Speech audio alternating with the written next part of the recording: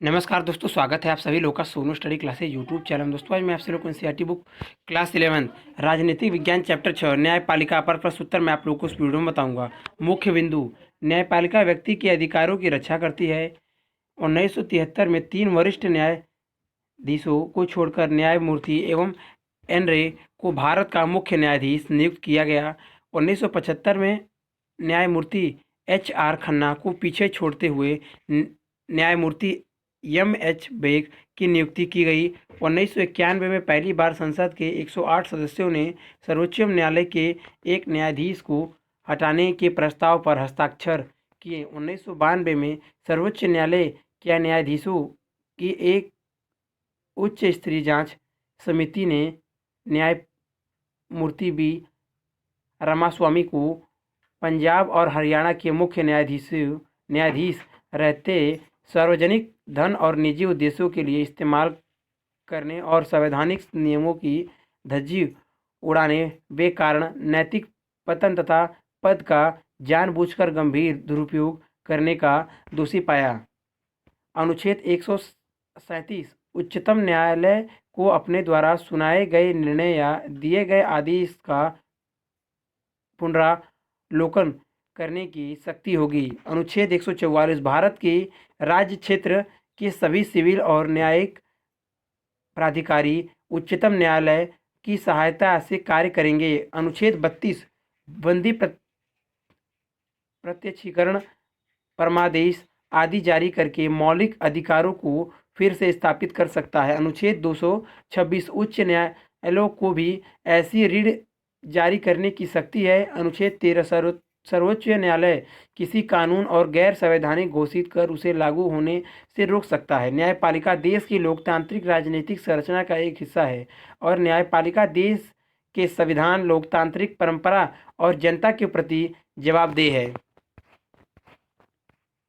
अभ्यास प्रश्नावली। प्रश्न नंबर 1, न्यायपालिका की स्वतंत्रता को सुनिश्चित करने के विभिन्न तरीके कौन कौन से हैं?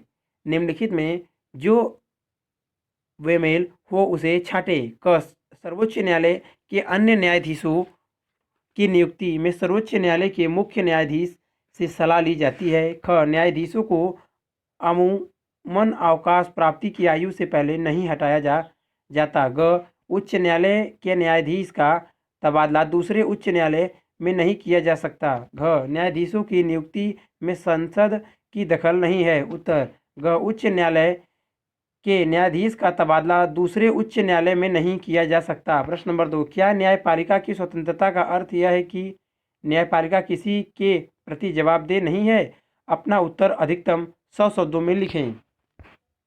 उत्तर: न्यायपालिका की स्वतंत्रता का अर्थ है कि न्यायपालिका किसी के प्रति जवाबदेही न हो। न्यायपालिका भी संविधान का ही भाग है, वह संविधान के ऊपर नहीं है। न्यायपालिका भी संविधान के अनुसार ही कार्य करेगी। न्यायपालिका का उद्देश्य भी संविधान के व प्रजातंत्र के उद्देश्य को पूरा करना है। अतः न्यायपालिका की स्वतंत्रता का निर्णयों को सम्मानपूर्वक स्वीकार किया जाए। न्यायपालिका अपनी नियुक्ति के लिए, सेवा काल के लिए व सेवा शर्तों व सेवा सुविधाओं के लिए कार्यपालिका व विधानपालिका पर निर्भर न हो।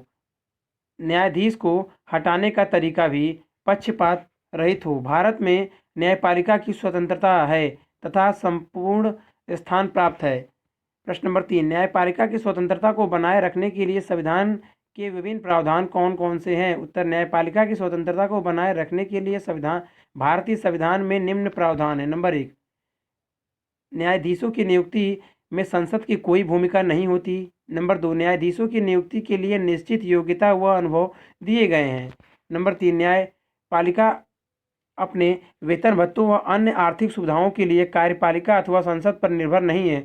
उनके खर्चों से संबंधित बिल पर बहस व मतदान नहीं होता। नंबर 4, न्यायाधीशों की सेवा काल लंबा व सुरक्षित होता है। यद्यपि कुछ परिस्थितियों में इनको हटाया भी जा सकता है, परंतु महाभियोग की प्रक्रिया काफ़ी लंबी व मुश्किल होती है। नंबर 5, न्यायाधीशों के कार्य व निर्णयों के आधार पर उनकी व्यक्तिगत आलोचना नहीं की जा सकती। नंबर 6, जो न्यायालय का व इसके निर्णयों का अपमान करते हैं न्यायालय उसको दंडित कर सकती है। नंबर 7, न्यायालय के निर्णय बाध्यकारी होते हैं। प्रश्न नंबर 4, नीचे दी गई समाचार रिपोर्ट पढ़ें और उनमें निम्नलिखित पहलुओं की पहचान करें। सर्वोच्च न्यायालय ने रिलायंस से दहानू के किसानों को 300 करोड़ रुपए देने को कहा। निजी कॉर्पोरेट एक्ट ब्यूरो 24 मार्च 2005। मुंबई सर्वोच्च न्यायालय डैश रिलायंस से 300 करोड़ रुपए की बैंक गारंटी देने को कहा। क मामला किस बारे में है? उत्तर, यह मामला दहानू मुंबई क्षेत्र के चूकी पैदा करने वाले उन किसानों को मुआवजा देने के बारे में है जिनका थर्मल पावर प्लांट के नुकसानदायक रिसर्व के कारण भारी नुकसान हुआ। ख, इस मामले में लाभार्थी कौन है? उत्तर, सर्वोच्च न्यायालय के निर्णय से दयानूपुर क्षेत्र के चीकू पैदा करने वाले किसानों को लाभ हुआ। ग, इस मामले में फरियादी कौन है? उत्तर, इस केस में दहानूपुर क्षेत्र के चीकू पैदा करने वाले किसान वादी हैं। घ, सोचकर बताएं कि कंपनी की तरफ से कौन कौन से तर्क दिए जाएंगे। उत्तर, रिलायंस कंपनी ने न्यायालय में यह दलील दी कि थर्मल पावर प्लांट के नुकसानदायक रिसाव को नियंत्रित करने के लिए एक प्रदूषण नियंत्रण बोर्ड का गठन किया जाना चाहिए। प्रश्न नंबर 5, नीचे की समाचार रिपोर्ट पढ़ें और चिन्हित करें कि रिपोर्ट में किस किस स्तर की सरकार सक्रिय दिखाई देती है। क, सर्वोच्च न्यायालय की भूमिका की निशानदेही करें। ख, कार्यपालिका और न्यायपालिका के कामकाज की कौन सी बातें आप इनमें पहचान सकते हैं। ग, इस प्रकरण से संबंधित नीतिगत मुद्दे, कानून बनाने से संबंधित बातें, क्रियान्वयन तथा कानून की व्याख्या से जुड़ी बातों की पहचान करें। सीएनजी मुद्दे पर केंद्र और दिल्ली सरकार एक साथ। Staff report, the Hindu September 23, 2001 dash यातायात प्रणाली अस्त व्यस्त हो जाएगी। उत्तर नंबर 1, इस केस में केंद्र सरकार व दिल्ली सरकार शामिल है।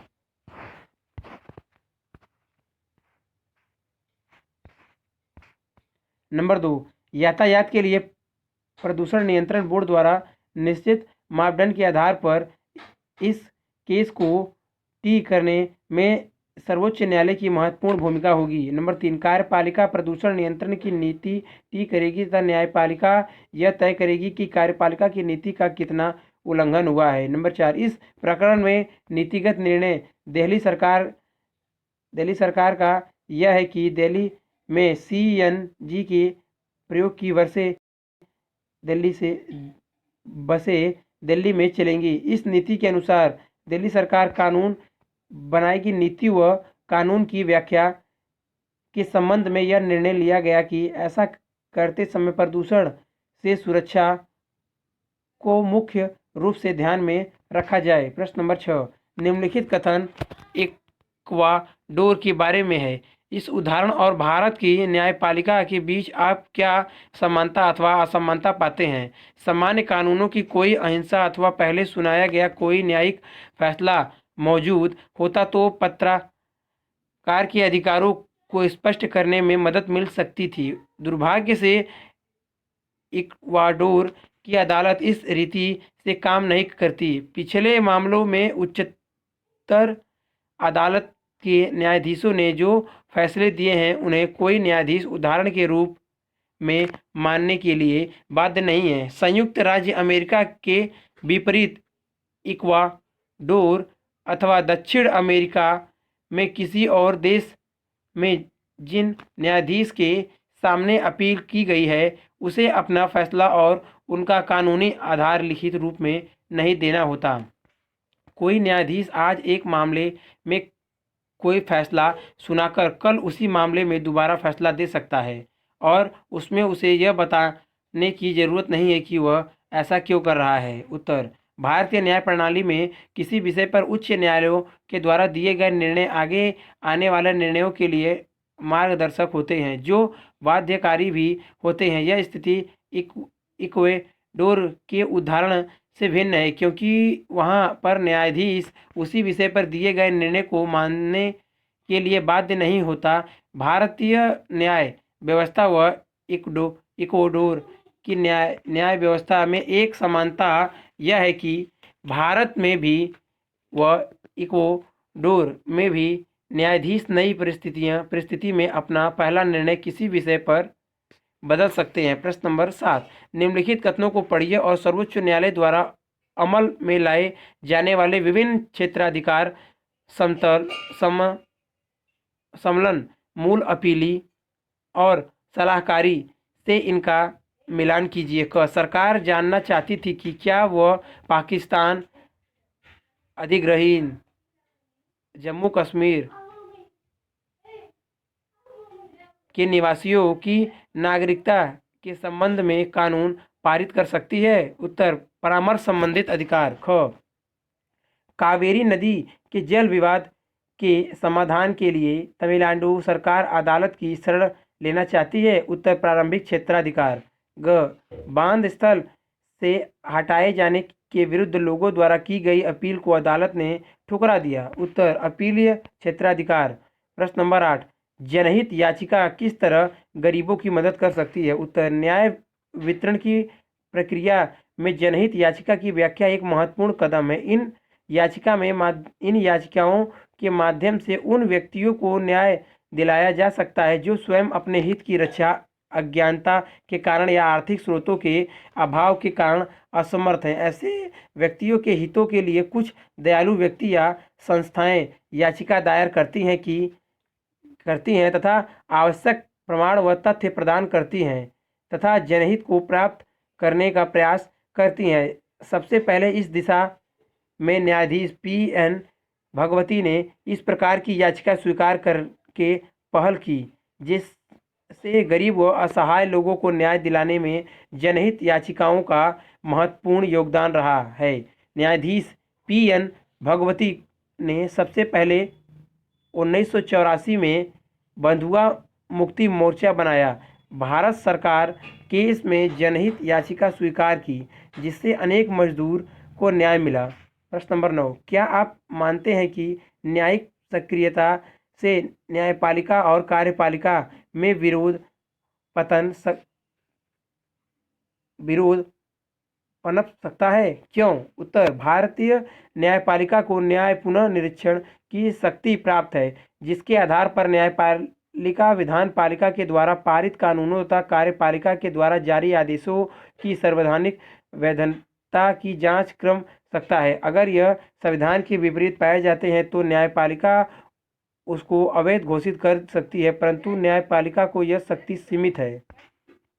प्रश्न नंबर 10, न्यायिक सक्रियता मौलिक अधिकारों की सुरक्षा से किस रूप में जुड़ी है? क्या इससे मौलिक अधिकारों व विषय क्षेत्र को बढ़ाने में मदद मिली है? उत्तर, न्याय सक्रियता भारतीय राजनीतिक व्यवस्था में चर्चा का विषय है, जिसको भारतीय आम जनता ने स्वीकार भी किया है तथा सराहा भी है, क्योंकि इससे नागरिकों को मौलिक अधिकारों की रक्षा भी हुई है। वह कार्यपालिका विधान पालिका व नौकरशाही पर नियंत्रण करने में भी सहायता मिली है। भारतीय न्यायपालिका विभिन्न ऐसे राजनीतिक, सामाजिक व आर्थिक नीतिगत विषयों पर टिप्पणी करती है जिनको वह गलत मानती है। अतिरिक्त प्रश्न उत्तर। नंबर 1, हमें स्वतंत्र न्यायपालिका क्यों चाहिए? उत्तर,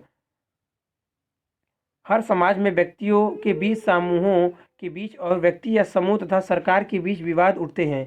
इन सभी विवादों को कानून के शासन के सिद्धांत के आधार पर एक स्वतंत्र संस्था द्वारा हल किया जाना चाहिए। कानून के शासन का भाव यह है कि धनी या गरीब, स्त्री और पुरुष तथा अगले और पिछले सभी लोगों पर एक समान कानून लागू हो। न्यायपालिका की प्रमुख भूमिका यह है कि वह कानून के शासन की रक्षा और कानून की सर्वोच्चता को सुनिश्चित करे। न्यायपालिका व्यक्ति के अधिकारों की रक्षा करती है, विवादों को कानून के अनुसार हल करती है और यह सुनिश्चित करती है कि लोकतंत्र की जगह किसी एक व्यक्ति या समूह की तानाशाही न ले।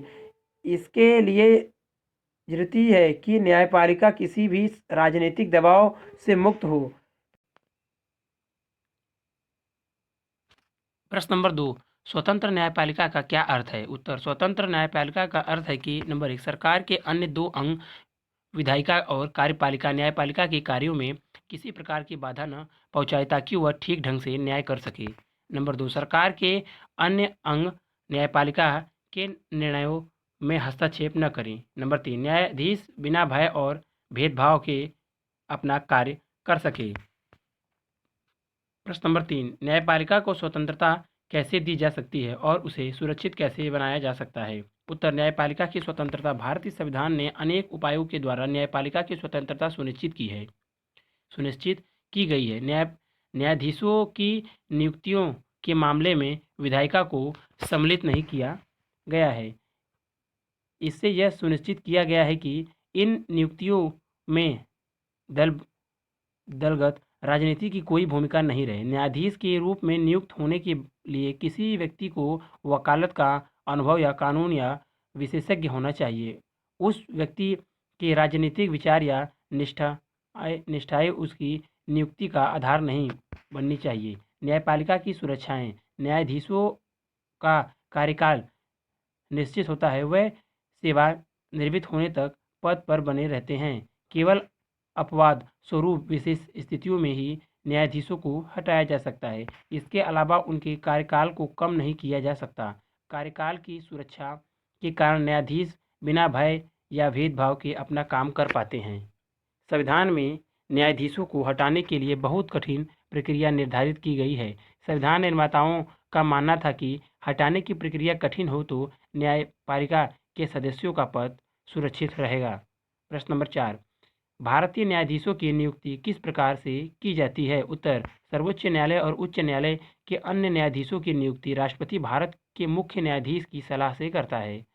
1982 से 1998 के बीच यह विषय बार बार सर्वोच्च न्यायालय के सामने आया। शुरू में न्यायालय का विचार था कि मुख्य न्यायाधीश की भूमिका पूरी तरह से सलाहकार की है, लेकिन बाद में न्यायालय ने माना कि मुख्य न्यायाधीश की सलाह राष्ट्रपति को जरूर माननी चाहिए। आखिरकार सर्वोच्च न्यायालय ने एक नई व्यवस्था की। इसके अनुसार सर्वोच्च न्यायालय का मुख्य न्यायाधीश अन्य 4 वरिष्ठतम न्यायाधीशों की सलाह से कुछ नाम प्रस्तावित करेगा और इसी में से राष्ट्रपति नियुक्तियां करेगा। इस प्रकार सर्वोच्च न्यायालय ने नियुक्तियों की सिफारिश के संबंध में सामूहिकता का सिद्धांत स्थापित किया। इस तरह न्यायपालिका की नियुक्ति में सर्वोच्च न्यायालय और मंत्रिपरिषद महत्वपूर्ण भूमिका निभाते हैं।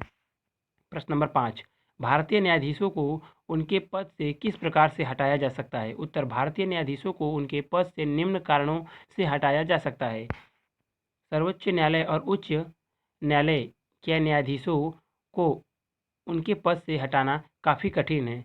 कदाचार साबित होने अथवा अयोग्यता की दशा में ही उन्हें पद से हटाया जा सकता है। नंबर 2, न्यायाधीश के विरुद्ध आरोपों पर संसद की एक विशेष बहुमत की स्वीकृति जरूरी होती है। नंबर 3, जब तक संसद में सदस्यों में आम सहमति न हो तब तक किसी न्यायाधीश को हटाया नहीं जा सकता। प्रश्न नंबर 6, भारतीय न्यायपालिका की संरचना का वर्णन कीजिए। उत्तर, भारतीय संविधान एकीकृत न्यायिक व्यवस्था की स्थापना करता है। इसका अर्थ यह है कि विश्व के अन्य संघीय देशों के विपरीत भारत में अलग से प्रांतीय स्तर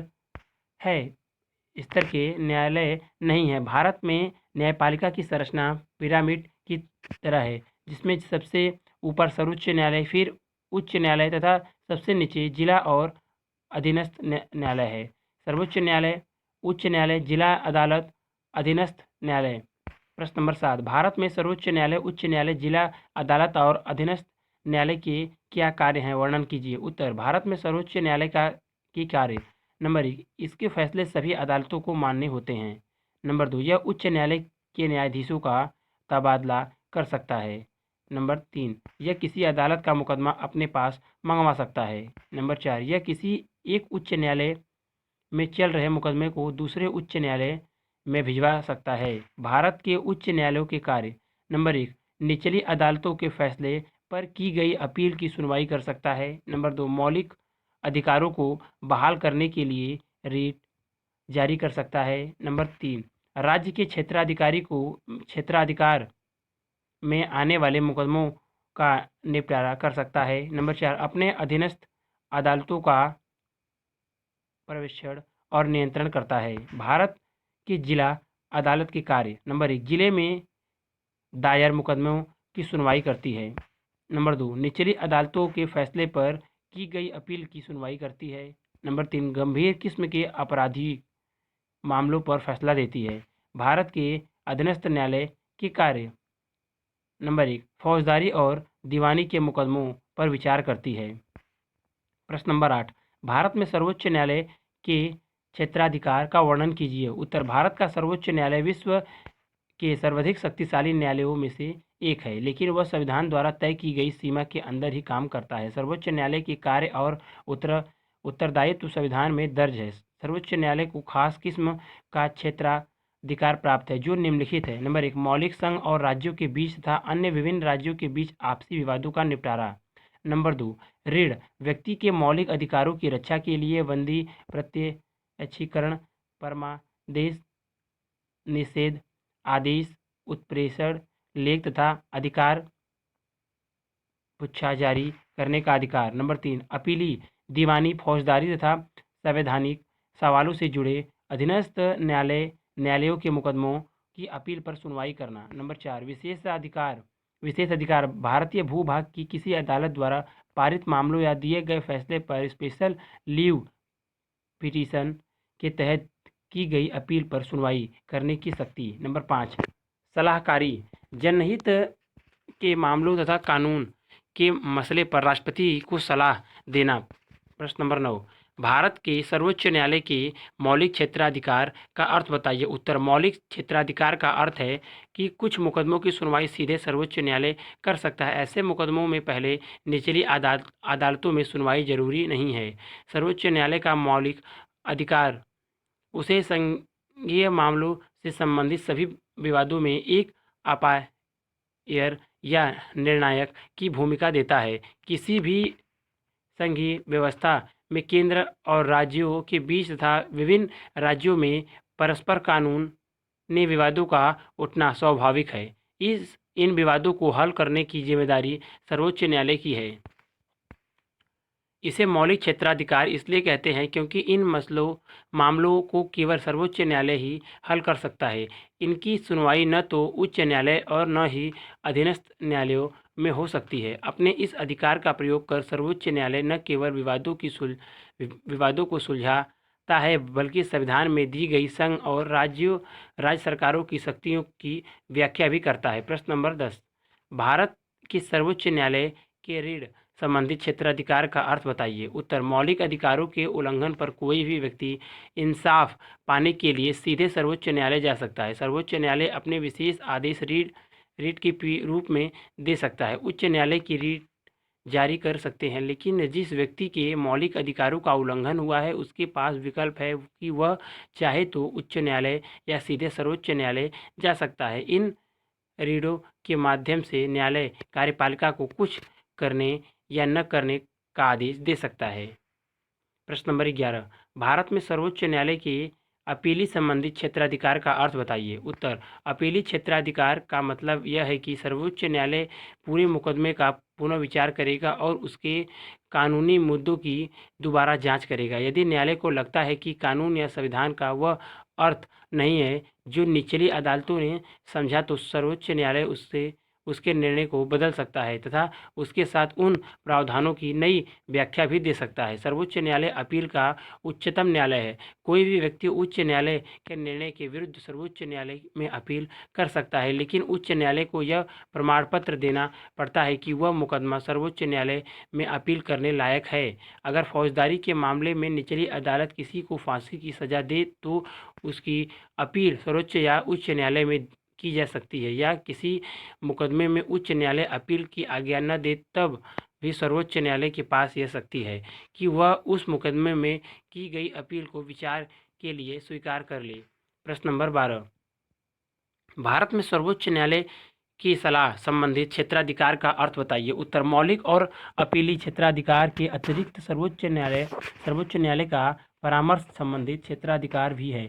इसके अनुसार भारत का राष्ट्रपति लोकहित या संविधान की व्याख्या से संबंधित किसी विषय को सर्वोच्च न्यायालय के पास परामर्श के लिए भेज सकता है, लेकिन न तो सर्वोच्च न्यायालय ऐसे किसी विषय पर सलाह देने के लिए बाध्य है और न ही राष्ट्रपति न्यायालय की सलाह मानने को। प्रश्न नंबर 13, जनहित याचिका क्या है, कब और कैसे इसकी शुरुआत हुई? उत्तर, जनहित याचिका का अर्थ है कि कानून की सामान्य प्रक्रिया में कोई व्यक्ति तभी अदालत जा सकता है जब उसका कोई व्यक्तिगत नुकसान हुआ हो। इसका मतलब यह है कि अपने अधिकार का उल्लंघन होने पर या किसी विवाद में फंसने पर कोई व्यक्ति इंसाफ पाने के लिए अदालत का दरवाज़ा खटखटा सकता है। 1979 में इस अवधारणा में शुरुआत हुई थी। 1979 में इस बदलाव की शुरुआत करते हुए न्यायालय ने एक ऐसे मुकदमे की सुनवाई करने का निर्णय लिया जिसे पीड़ित लोगों ने नहीं बल्कि उनकी ओर से दूसरे ने दाखिल किया था, क्योंकि इस मामले में जनहित से संबंधित एक मुद्दे पर विचार हो रहा था। उसी समय सर्वोच्च न्यायालय ने कैदियों के अधिकार से संबंधित मुकदमे पर भी विचार किया। इससे ऐसे मुकदमों की बाढ़ सी आ गई जिसमें जन सेवा की भावना रखने वाले नागरिकों तथा स्वयंसेवी संगठनों ने अधिकारों की रक्षा, गरीबों के जीवन को और बेहतर बनाने, पर्यावरण की सुरक्षा और लोकहित से जुड़े अनेक मुद्दों पर न्यायपालिका से हस्तक्षेप की मांग की। जनहित याचिका न्यायिक सक्रिय का सबसे प्रभावी साधन हो गई। प्रश्न नंबर 14, न्यायिक सक्रियता का हमारी राजनीतिक व्यवस्था पर क्या प्रभाव पड़ा, समझाइए। उत्तर, न्यायिक सक्रियता का हमारी राजनीतिक व्यवस्था पर बहुत प्रभाव पड़ा। इससे न केवल व्यक्तियों बल्कि विभिन्न समूहों को भी अदालत जाने का अवसर मिला। इसने न्याय व्यवस्था को लोकतांत्रिक बनाया और कार्यपालिका उत्तरदायी बनने पर बाध्य हुई। चुनाव प्रणाली को भी इससे ज़्यादा मुक्त और निष्पक्ष बनाने का प्रयास किया। न्यायालय ने चुनाव लड़ने वाले प्रत्याशियों को अपनी संपत्ति, आय और शैक्षणिक योग्यताओं के संबंध में शपथ पत्र देने का निर्देश दिया ताकि लोग सही जानकारी के आधार पर अपने प्रतिनिधियों का चुनाव कर सकें। प्रश्न नंबर 15, जनहित याचिकाओं की बढ़ती संख्या और सक्रिय न्यायपालिका के विचार का एक नकारात्मक पहलू भी है। कैसे? उत्तर, जनहित याचिका की बढ़ती संख्या और सक्रिय न्यायपालिका के विचार का एक नकारात्मक पहलू भी है। इससे न्यायालयों में काम का बोझ बढ़ा है। दूसरे, न्यायिक सक्रियता से विधायिका, कार्यपालिका और न्यायपालिका के कार्यों के बीच का अंतर धुंधला हो गया है। न्यायालय उन समस्याओं में उलझ गया जिसे कार्यपालिका को हल करना चाहिए। अगर वीडियो अच्छी लगी तो वीडियो को लाइक करें, शेयर करें, कमेंट करें और नेक्स्ट वीडियो के लिए चैनल को सब्सक्राइब जरूर करें। Thank you for watching.